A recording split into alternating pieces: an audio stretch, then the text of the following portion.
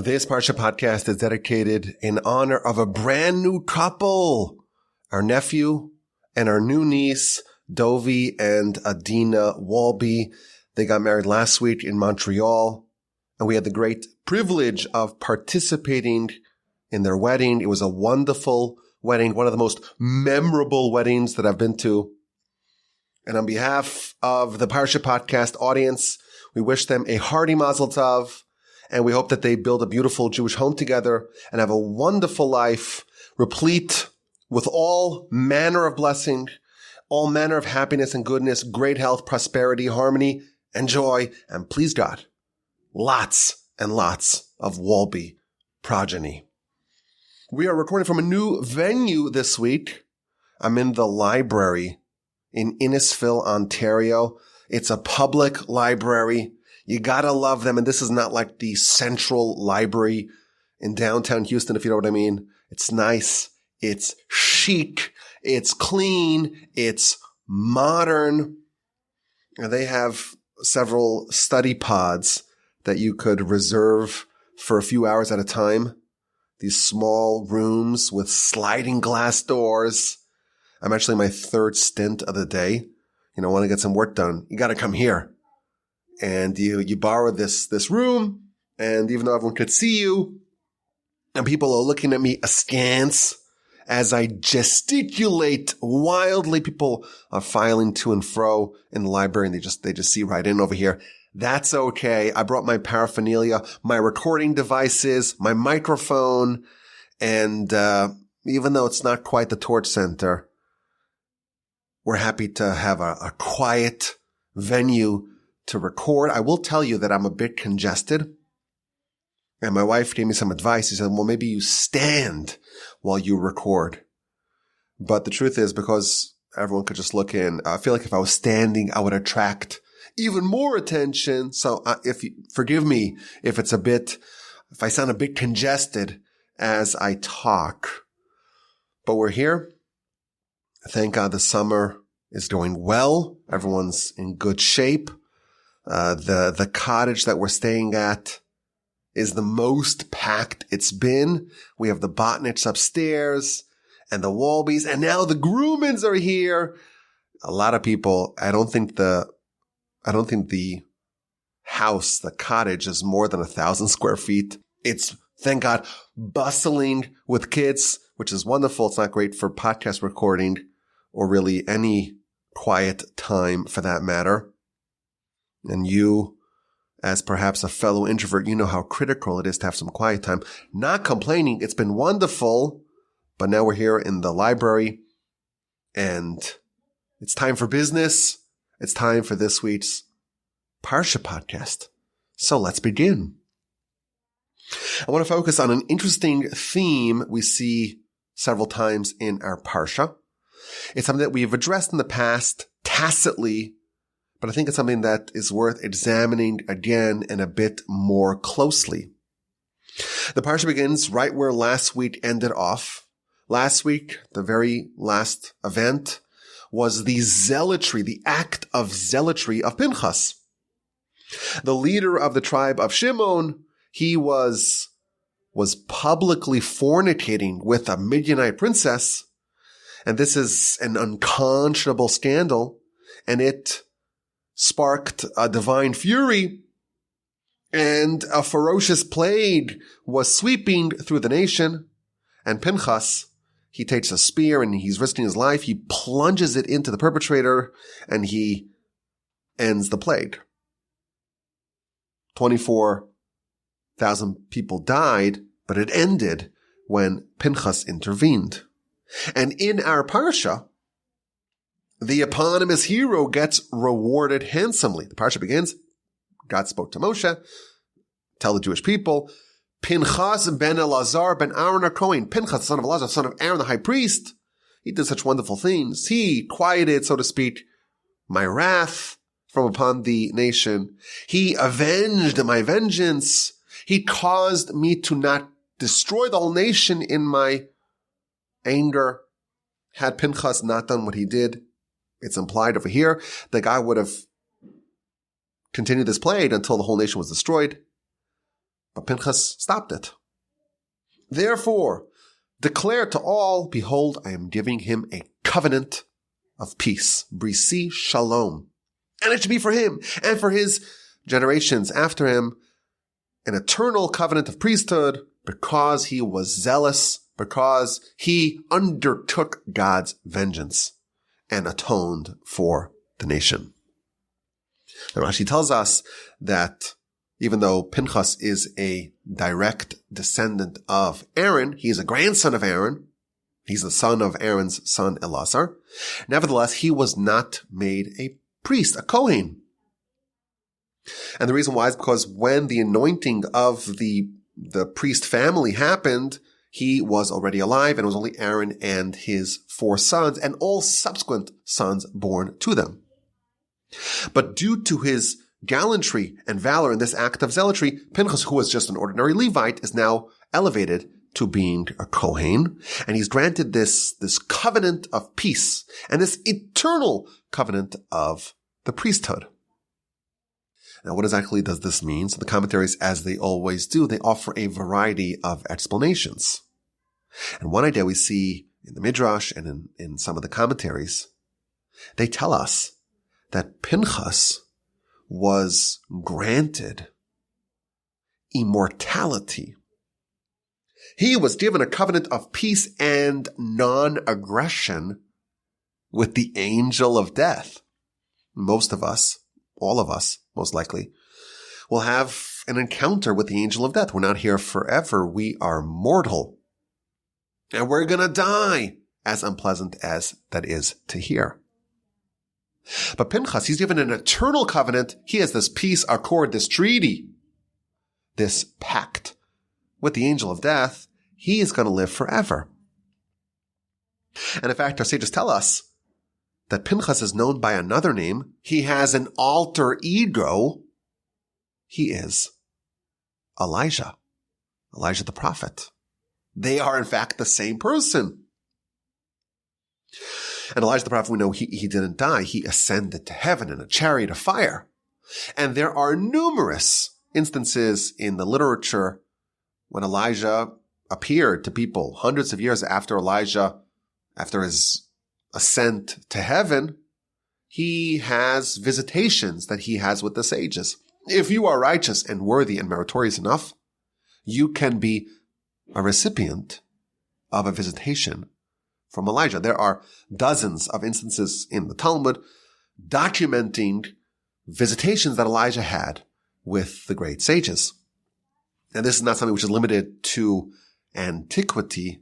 Even in modern times, there are visitations of Elijah to the great sages.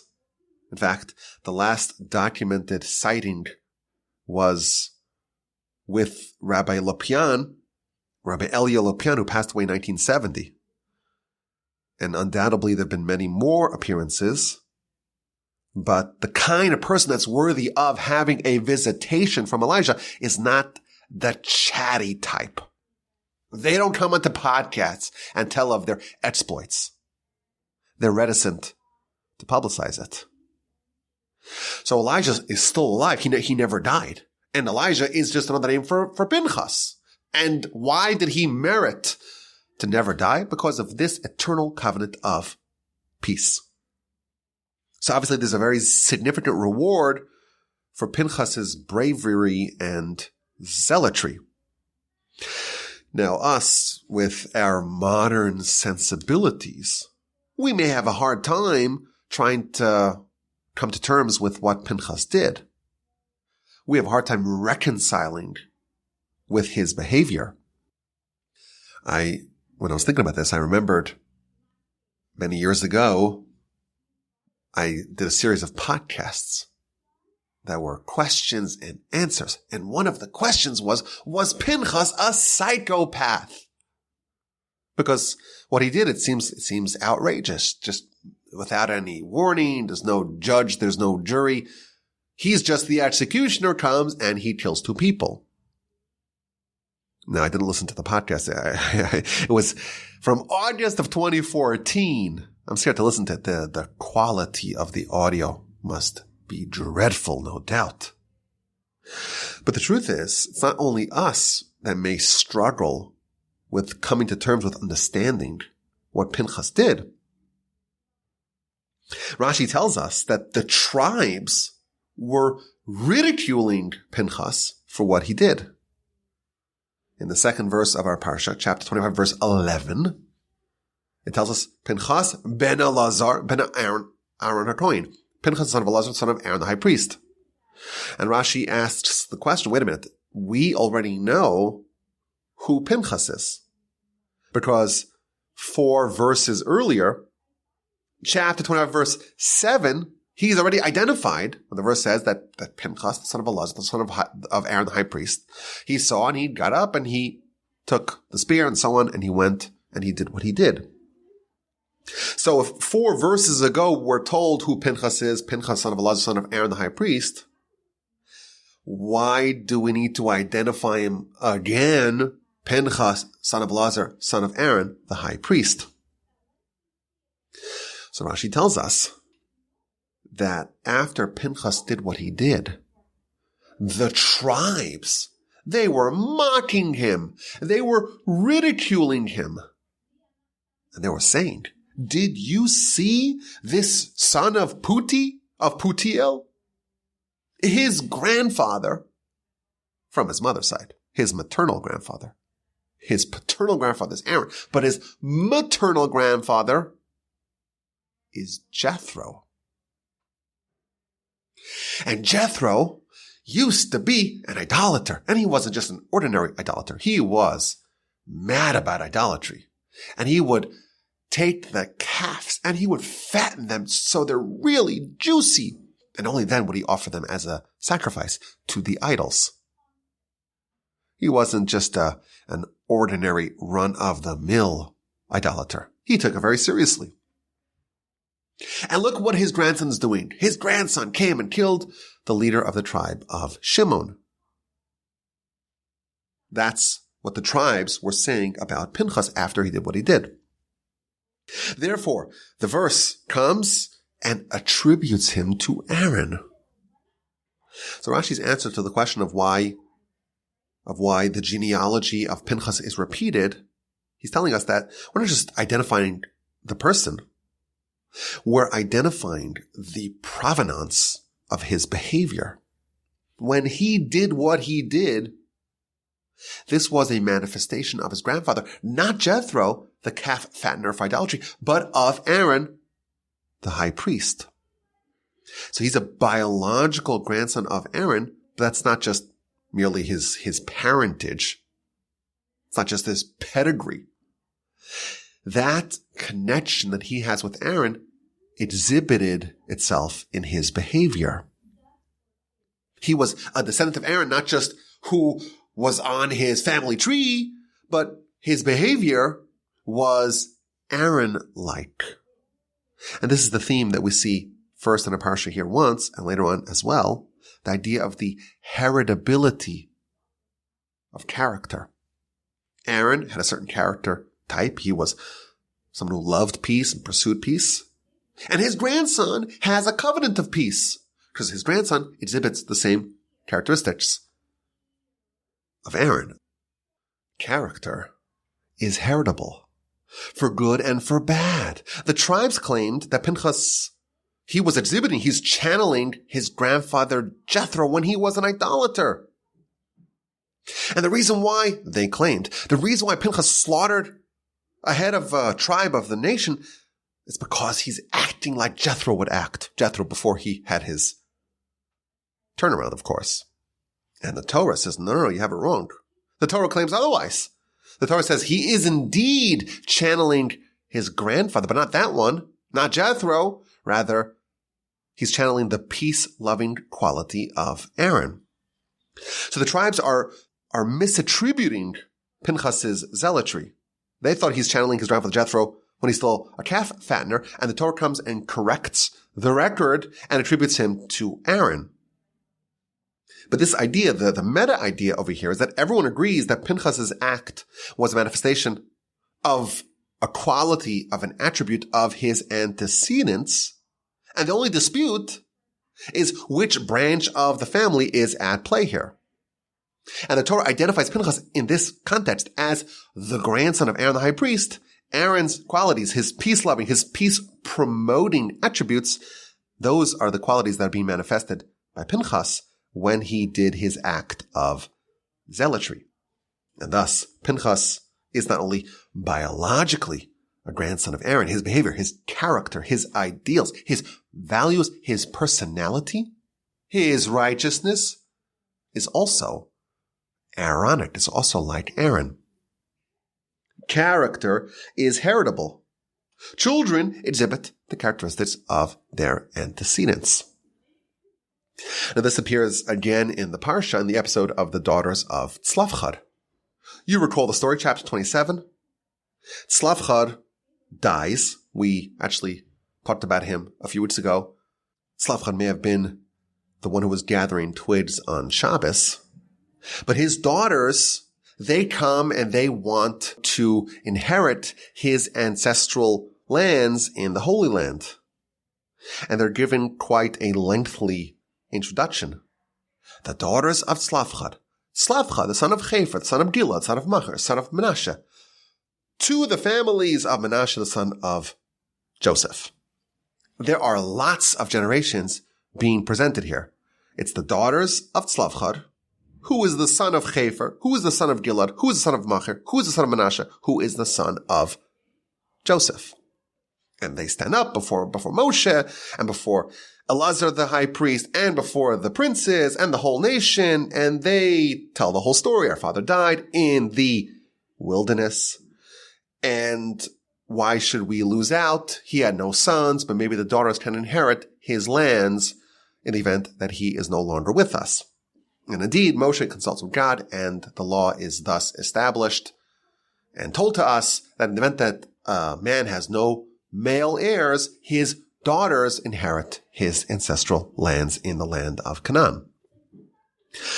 But there's a very lengthy attribution. And again, Rashi asks the question, like, well, why do we be told so many generations? We have daughters of Tzalafchad, that's one. Son of Hefer, that's two. Son of Gilad is 3, son of Machir is 4, son of Menashe is 5, son of Joseph is 6. That's a lot of generations to go back just to give us the background, the pedigree of the daughters of Tzalafchad. So Rashi asks the question, why do we have to attribute them all the way back to Joseph? This, Rashi tells us, is showing us that they were like Joseph. Joseph, he was someone who cherished the land. When he was about to pass, he was very concerned that his bones will be taken out of the land of Egypt and be interred in the Holy Land. The priority that he had at the end of his life was that he is buried in the land. He had a desire. He loved the land. He cherished the land.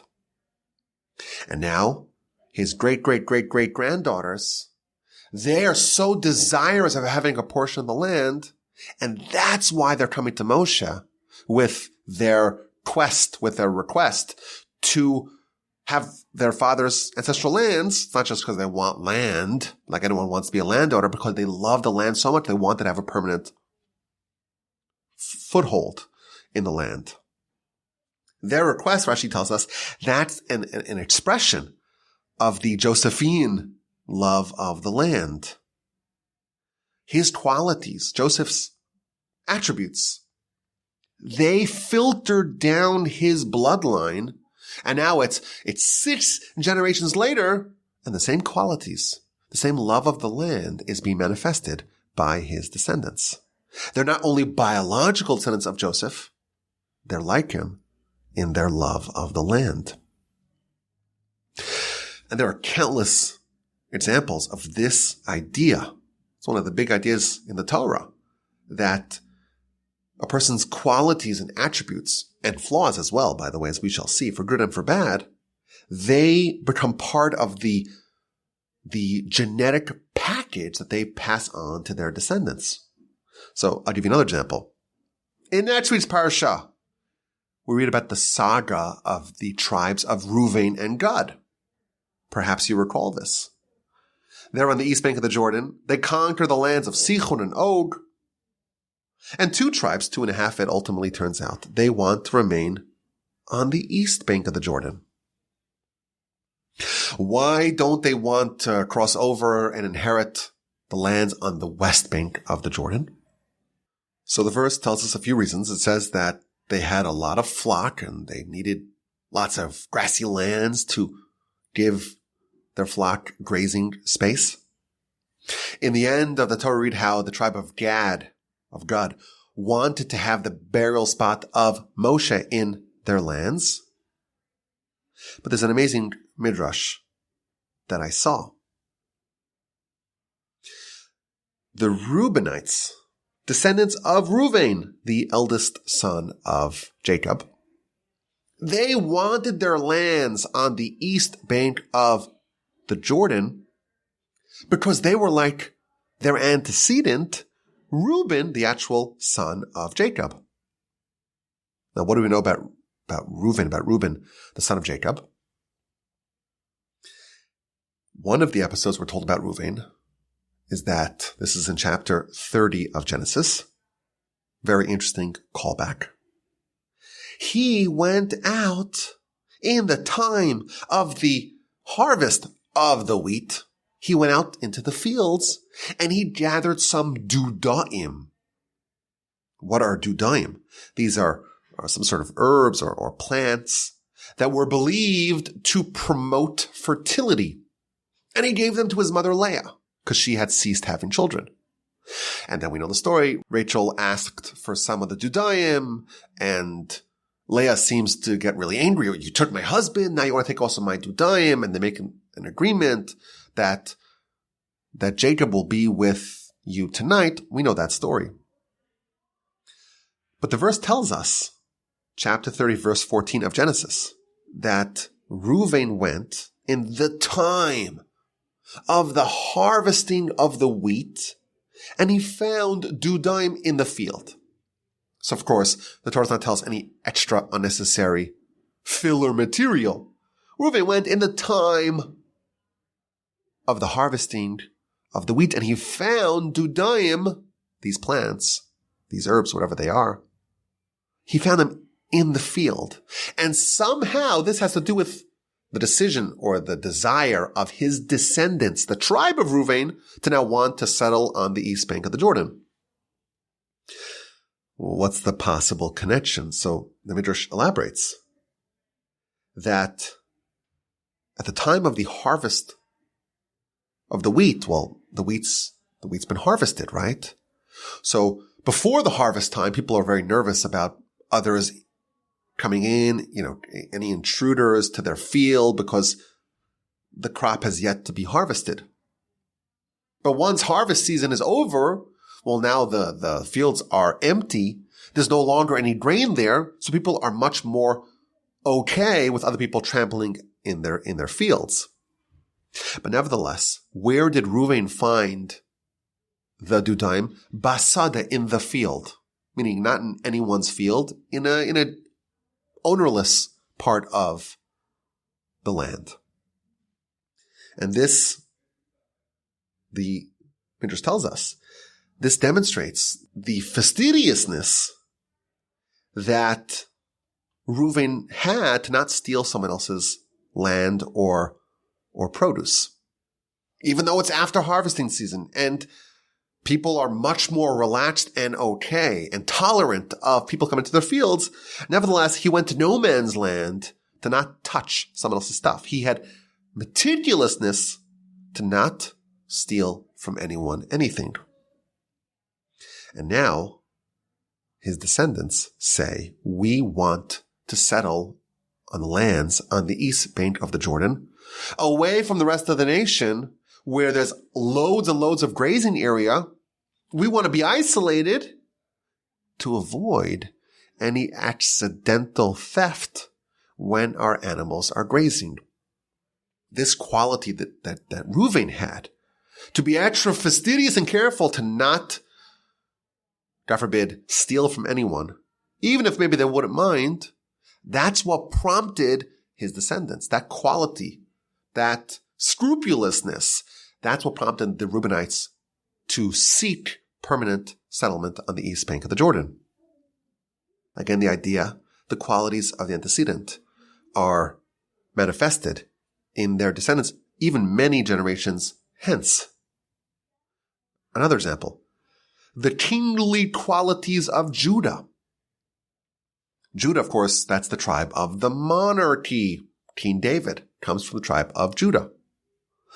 And the Midrash asks the question, why does Judah, of all the tribes, why do they merit the monarchy? And the Midrash offers 4 different reasons. Judah admitted guilt in the episode of Tamar. Reason number 1. That's a kingly quality. Judah intervened and saved Joseph when his brothers wanted to kill him. That's a kingly quality. Judah offered to be imprisoned instead of Benjamin after Joseph's goblet was discovered in Benjamin's satchel. Nachshon, the head of the tribe of Judah, he leapt into the waters, prompting the splitting of the sea. The attributes, even though this is not when the monarchy is established, these are qualities featured in Judah and his descendants. These are qualities of a king. If you look at all these examples, the common denominator is that they take responsibility. This is the quality of Judah, and thus the tribe members of Judah, they're best suited for being leaders. Same idea. Character passes with a person's genetic package that they give to their descendants. And this is featured in the negative as well. Perhaps you recall the memorable midrash about what happened when the Almighty offered the Torah to the Jewish people. Before he offered it to us, he offered it to the other nations. And the midrash tells us that he went to Esav, the nation of Edom, and he went to Ishmael, and he offered them the Torah. And in each instance, the prospective recipient of the Torah asked for some details. Let me know what's included in the Torah. And in each instance, the Almighty told the prospective nation the particular part of Torah that violates that nation's essence. So when God went to the descendants of Esav, do you want the Torah? Sure, what's in it? It says, thou shalt not murder. Well, us not to murder? This is our passion. This is our pastime. Don't you know what it says about Esav? Esav, it says, the hands are the hands of Esav. Al char b'chotichi, you should live upon your sword. That's our quality. We're not compatible with Torah. Went to Ishmael. Do you want the Torah? Sure, what's in it? Don't steal. No, that's not possible. Yado bakol v'yakol bo. It says about Ishmael, his hand is everywhere. He just can't keep his hands to himself. That quality was present in Ishmael, and his descendants, they still exhibit that quality. The nations of Ammon and Moab, who were conceived when Lot spent those nights in the cave with his daughters, you recall. What's in the Torah? Don't do any adultery. Don't do any sexual miscreancy. We can't do that. That's our essence. That is our nation. That's the pattern. Every nation was offered the Torah, and they asked for the details, and God responded with precisely the mitzvah, the quality that's their Achilles heel. And they all passed. And for that reason, I'm out. And the subtext of this is that the flaws and the shortcomings that were featured in the original founder of those nations, they're still present in their descendants generations later. The flaws of Lot and his daughters and Ammon and Moab are present many generations hence. And Esav's nasty qualities are present in his descendants, and Ishmael's, and so on. That is perpetuated. Good character and bad character is heritable. The aforementioned Ammonite and Moabite nations were told in the book of Devarim, which we're almost up to. As crazy as that is to think about, it's year 8 of the Parsha podcast. And we're on the penultimate Parsha podcast of the book of Numbers. We're almost by the end. How fortunate are we that we've gone so far in the Parsha podcast on year 8. But in the book of Devarim, we read about the Ammonite and Moabite nations, that they may not intermarry amongst our people even if they convert. And the reason why is because they lack kindness. And they lack appreciation and gratitude. And this behavior is so deep-rooted in the fabric of this nation that they are permanently barred from entering the people. We don't want their genetics to be part of our nation. You recall, perhaps, when Abraham was seeking a spouse for Isaac, he hires Eliezer, go find a spouse, but not a Canaanite. Same idea. Canaanites, they're cursed. They have contemptible qualities, and there's no way that they can be compatible with this nation. Now, this principle, I think it's a very central element of what it means to be a nation, and certainly what it means to be part of our nation, of our people. When we say that, we're a Jewish nation, we have certain characteristics, certain predispositions. What does that mean? What does it mean to be a Jew? It means to exhibit the qualities of Abram, Isaac, and Jacob, of the forebears of our nation. We've mentioned this idea many times throughout the more than 1,500 episodes that have come out of the Torch Center and the various satellite locations where we record. In chapter 5 of the book of Pirkei Avos, we have successive Mishnahs that talk about Abraham. The first one says there are 10 generations from Noah to Abraham.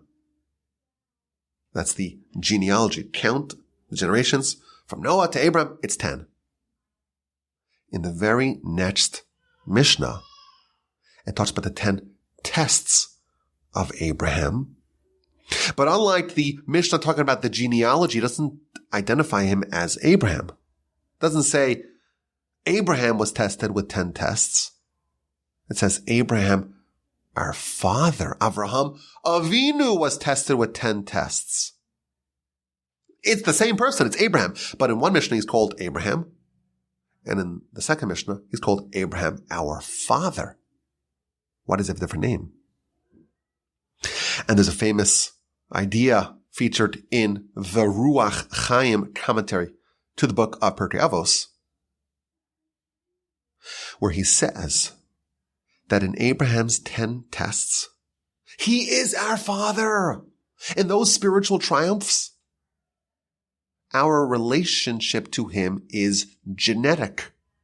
Those triumphs of Abraham, when he successfully overcame the 10 tests, the 10 trials, those qualities that he earned along the way, they became part of what he gave us. We inherited those qualities. He bequeathed those qualities to us. Whatever he did is embedded within us. Abraham's 10 trials, it changed him, but it became something of a spiritual epigenetics that were passed on to us. And thus, if Abraham, he was willing to risk everything to go to the land of Israel, we have a certain attribute, a desire, a yearning, a pining to go to the land. Abraham was willing to face a threat to his life. He was willing to absorb martyrdom in order to stand up for what he believed. That quality has been manifested by his descendants millions of times since then. Why are we so brave to give up our lives for our faith? It's because we have the qualities of Abraham coursing throughout our veins. There's a fascinating and tragic story featured in the Talmud in the book of Gittin on page 57b. The Talmud is recording and recounting the horrific and tragic events that surrounded the destruction of the Second Temple, which of course happened during this part of the year. In a couple of weeks, we'll have the fast of Tisha B'Av, which is the day of the destruction of the temple. It tells a story of the horrific atrocities perpetrated by one of the Roman leaders. It calls him a Caesar. It's not clear if it's the same Caesar, which Caesar it is, but it's some events that happened in the times of the destruction of the temple. It tells of a righteous woman who had 7 sons. And they were summoned to the Caesar, to the Roman leader. And they brought in the first son and says, well, I want you to worship the idol. The Romans, they were obsessed with idolatry. According to Roman sources, they had more than 30,000 gods. They were pagans of the first order.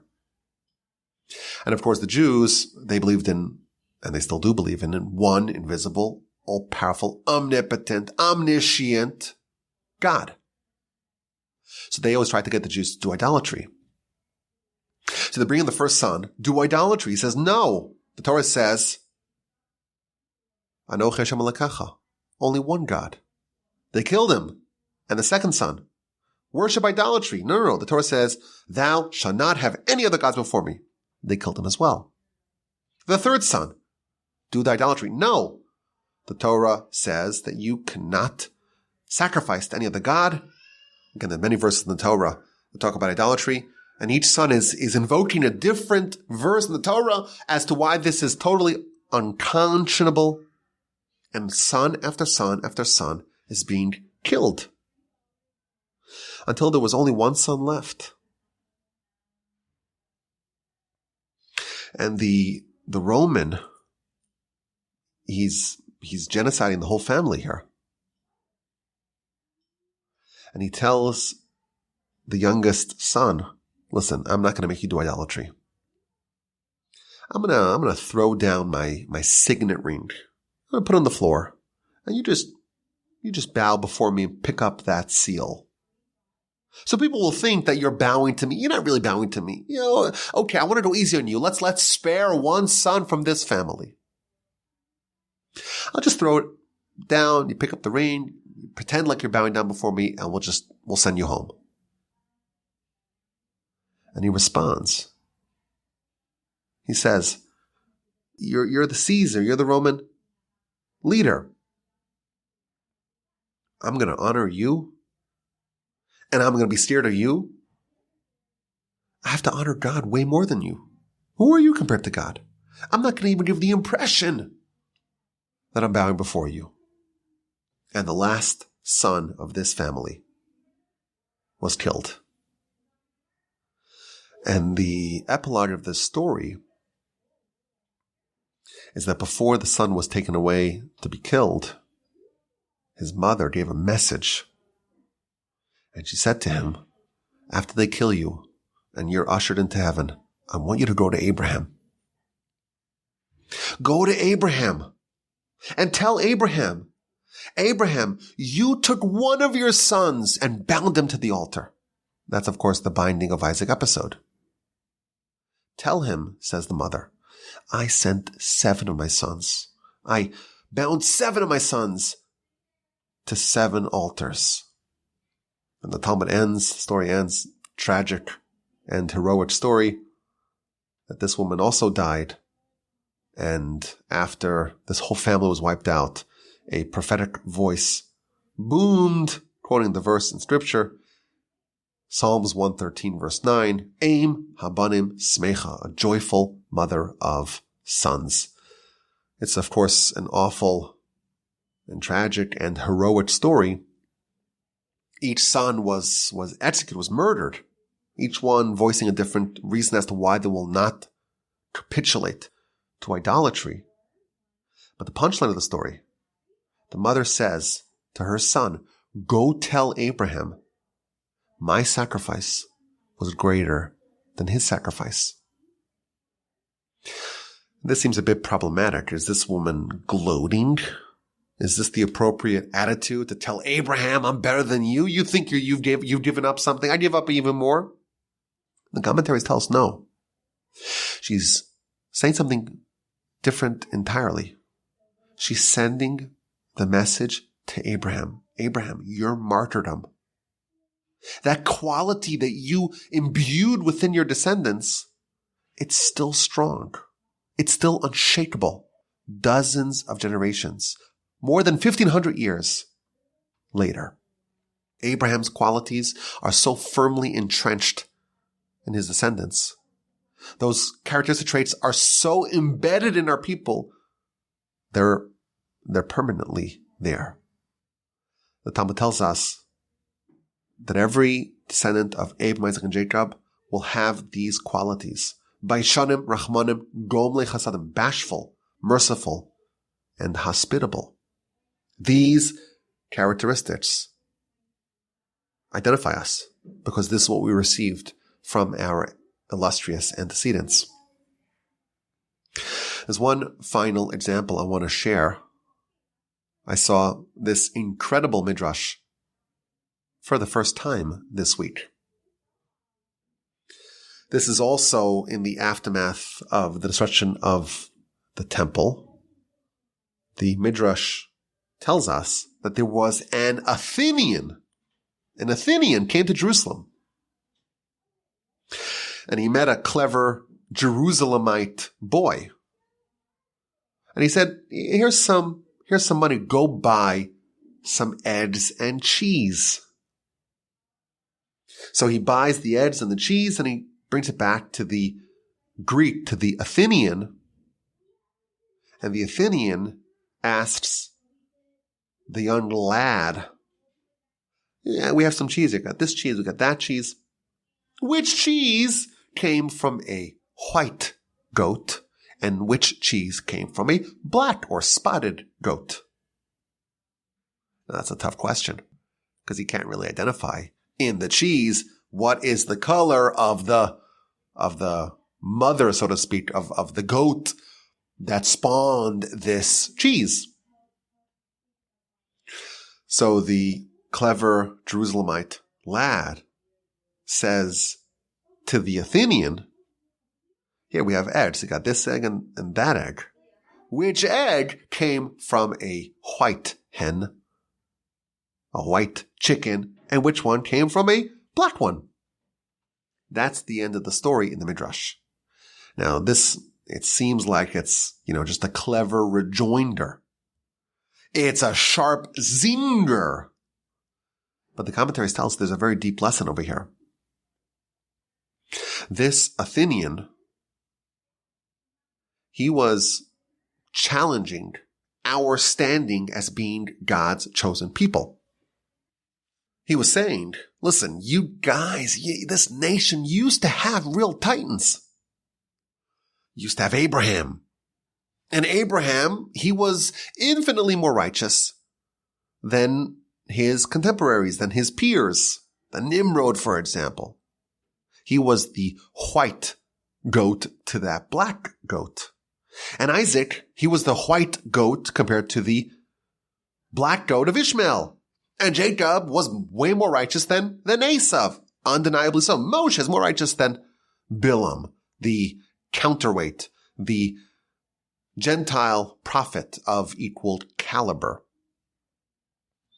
So you could lay claim to supremacy when you had the white goat versus the black goat, so to speak. But now, you're no better than us. Look at the cheese. Look at the derivatives of those goats. The cheese is the same. There's no way to attribute one cheese from another. They're all the same. So why do you think that you're better than us? And the boy responded, No. We're not cheese. We're eggs. What happens when you have an egg from a white hen versus a black hen? When you look at them before they hatch, they're identical. But if they hatch, you know what will emerge from one? The child, the descendant, the progeny of the white hen will match that of its forebears. It will be white like them. And the black will be black like its forebears. We are eggs, not cheese. We're cheeseless eggs. If you look at the two eggs, they are indistinguishable from each other. They're the same. But what if they crack? What if we hatch them? If we find a way to bring them to life, to allow their essence, their latent potential to shoot forth, the righteousness of our antecedents will be evident to all. This is an idea that we see all over the literature. It appears in our Parsha, Pinchas and Tzalafchad, the daughters of Tzalafchad exhibiting Joseph's qualities, Pinchas exhibiting the qualities of Aaron. And it's, again, found in many, many, many places. And I think it's a very powerful lesson to appreciate. For one, you think about where we are today.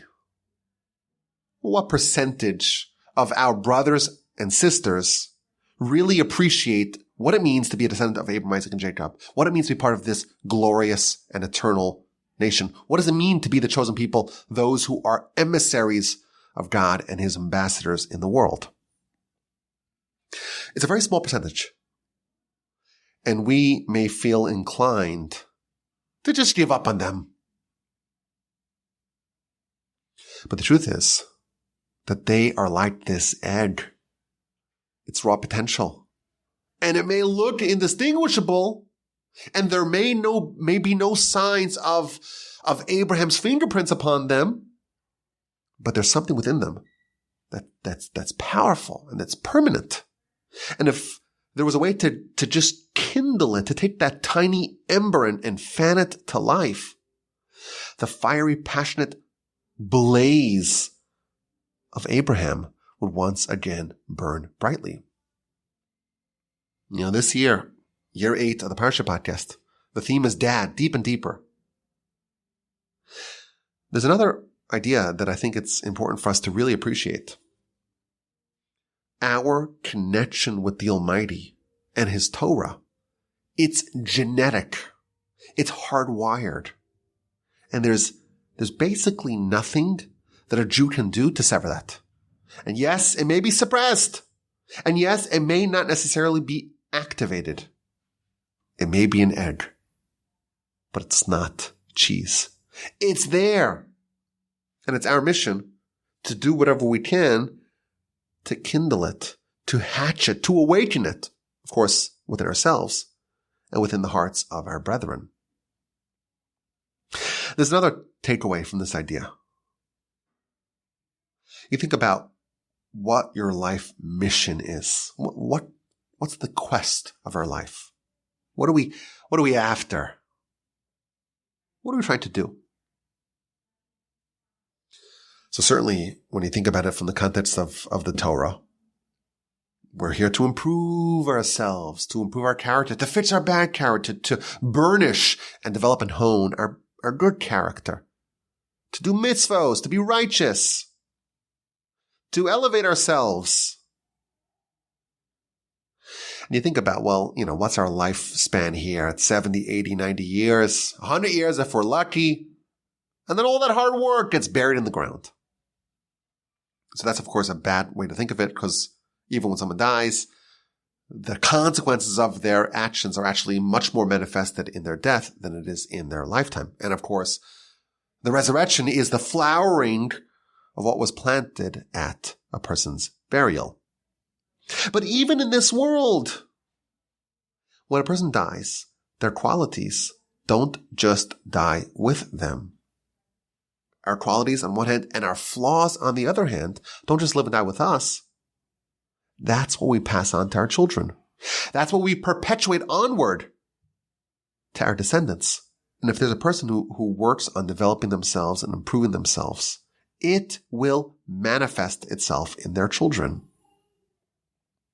Our self-development, it yields permanent fruit. If we work to improve ourselves, whatever accomplishments we have, that becomes part of the DNA, the epigenetic, the spiritual epigenetics that we transmit onward. Abraham was barren, as we know. Abraham and Sarah were barren. And they only conceived Isaac after Abraham was sacrificed. Isaac was the first child born from a circumcised father. The change that Abraham underwent when he circumcised, that became infused in Isaac. And it had to be like that. I always wonder, thinking about this, if a person has, let's say, children over the course of several years, let's say they start having children when they're 20 and then they retire, or they finish having children when they're 35, 40, or whatever it is. I want to do a study. I'll do a study to compare the qualities and the attributes and the temperament of children born earlier in a person's life versus those born later. Because if a person's improving, well, you would imagine that the subsequent children would be more refined because they're born to a different person, and thus the genetic package that they acquire, that they inherit from their parents, will be more refined. There's yet another point. If we have those qualities that our antecedents, so of course, Abram, Isaac, and Jacob, and their illustrious spouses, and the great tribes, and all the great giant sages and righteous people that have been part of our line over the course of the millennia, they worked really hard to acquire those qualities. We have to not only acquire qualities of our own, we have to preserve those qualities. We're holding gems in our hands. Gems that generations of our antecedents worked really, really hard to earn and to perfect and to polish. We have to make sure that we do whatever we can to preserve that and to pass it forth. Just as a responsible parent is not going to smoke or drink or do drugs while pregnant because it's going to harm the child, if this is true, if this idea, the heritability of character is true, as good parents, we have to do whatever we can to not harm our children's spiritual lives. As we become more righteous, more elevated, more refined, that will translate to our children becoming more righteous, more elevated, more refined as well. And because we're bearing all of that hard work of our antecedents, we have to preserve it as well.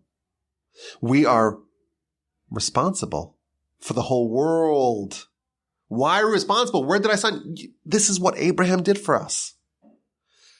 And that, you think about that, they used to call it the guardians of the galaxy. We're the ones who are going to determine what's going to be with all of humanity. It's a lot of responsibility.